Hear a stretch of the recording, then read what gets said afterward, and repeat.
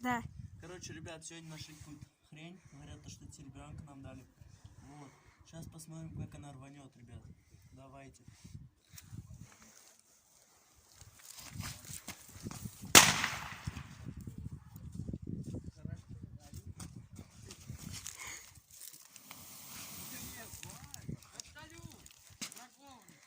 Да, ебать, пацаны, конечно.